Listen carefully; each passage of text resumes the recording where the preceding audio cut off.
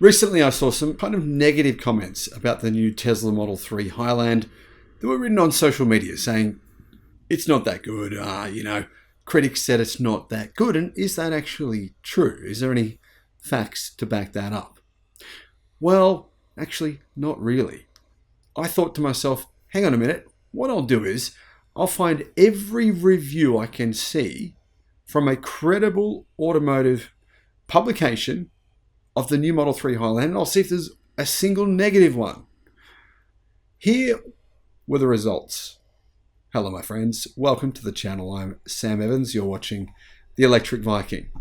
I've got to say, when the Model 3 Highland came out, I was a little disappointed.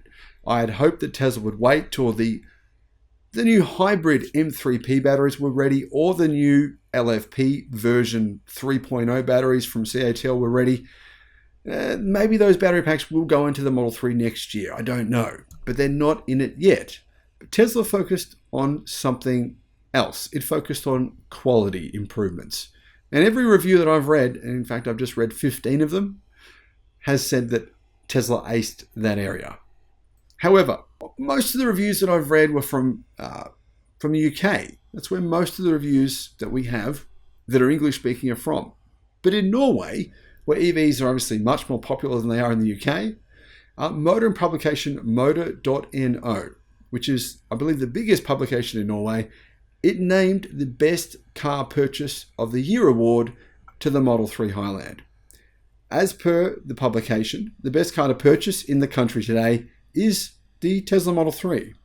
Interestingly, that's the same thing that Matt Watson said on CarWow when he compared the Model 3 Highland versus a Mercedes-Benz EQ, a BMW i4, and a Hyundai Ioniq 6. He said the Model 3 Highland was the best car out of all of them, and it was also the cheapest. Anyway, the publication in Norway, what do they say? They said that despite the fact that they believe the best car you can buy right now, they said it's an unbeatable package of performance, technology, and price. The vehicle does have some areas for improvement. Motor.no said that with the Model 3 Highland, Tesla had addressed most areas for improvement and had done a really good job. But they said the Model 3 has 3 weaknesses. Its interior could be better. I'm not sure I agree, but do you? What do you think? Apparently the cabin noise level could still be improved, even though Tesla has, of course, spent a fair bit of time working on that. And the ownership experience of customers could be improved. But like I said, they did say that the Model 3 Highland is very difficult to beat in value, technology, performance, features, and safety. They said improvements here have really taken place. In addition to the quite visible changes to the lights, both front and rear, the model's fundamental strengths are of course intact. Lowest consumption, best range, good use of space, high power, and outstanding driving characteristics. And most importantly, all at a price no competitors can match. The upgraded version, 2 minuses, noise level and interior quality, have been eliminated. Then there is not much else to criticize other than the gap in the ownership experience. So in other words, this publication in Norway, which I've actually reported on the channel quite a number of times, they believe the Model 3 Highland is pretty much the perfect EV. Now, of course, it's not perfect for everyone because, well, for one, it's a sedan. That doesn't suit me. So, for a lot of people, they want a different type of body style. Now, moving on from Norway, what about other publications that you may or may not have heard about? What about American ones? Because the Model 3 Highland has also been reviewed in America. Well, here's what Top Gear had to say. They gave it 8 out of 10, and they said this: while not without some flaws, it is quite simply one of the most interesting, compelling cars in the world right now. Posed against competitors, Teslas are invariably the quick ones, the efficient ones, the fun ones, with fart mode, and the lucky ones least dependent on a haphazard charging ecosystem. Even a basic version with a single rear motor is as quick to 60 miles an hour as a Jaguar F-Type. While the styling won't be to all tastes and the driving dynamics aren't all that memorable, it's easy to see why the Model 3 has become a global standard setter for the EV experience.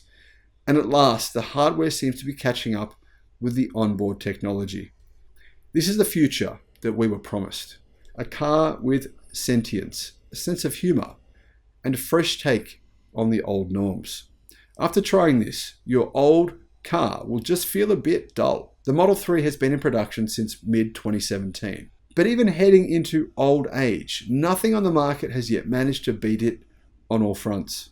While not without flaws, it is quite simply one of the most interesting, compelling cars in the world. We might even look back on it as the car that changed the way we all drive. Carmagazine.co.uk. I have fond memories of car. I used to read car publication here in Australia.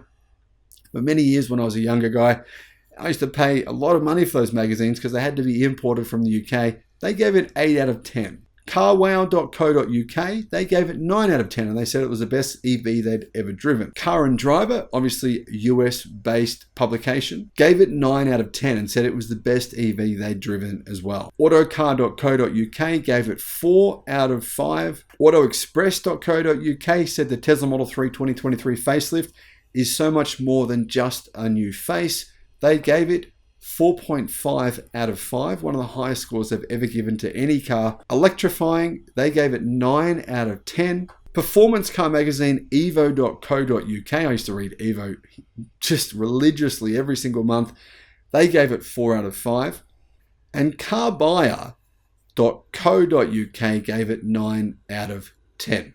Now, the one thing that's worth considering here in sharing these reviews with you, I don't share reviews generally, not always, but generally I don't share reviews like this on the channel from mainstream automotive journalists and from the mainstream automotive media. And the key reason for that is just jump onto some of their websites, their reviews, and you'll often see pop-up ads just coincidentally for the same exact car that they're reviewing. So you can click on those ads and go and buy one of those cars. Now, would it be in your best interest to cut your own lunch, to bite the hand that feeds you? Probably not. So I do think there can be a little bit of bias. But, of course, as you know, Tesla does not pay for any advertising at all on any of these automotive websites. It has begun some YouTube advertising. But that's it as far as I know. And it's almost impossible to simply target Tesla as an advertiser for your YouTube channel, meaning it's not yet in the interest of even YouTubers to say positive things about Tesla. It doesn't seem to be of any benefit to really anyone in the automotive industry to praise Tesla. Hopefully, the automotive industry will one day adopt this same philosophy and not have a vested interest in writing positive reviews for whoever pays them more money for marketing, because that can happen. It doesn't always happen, but it can. Now, what I came to the conclusion of after reading all these reviews and watching lots of YouTube videos is the Tesla Model 3, in spite of the fact that I am disappointed it doesn't have these new battery packs, is actually still a brilliant car. Let me know your thoughts in the comments. Thank you for watching.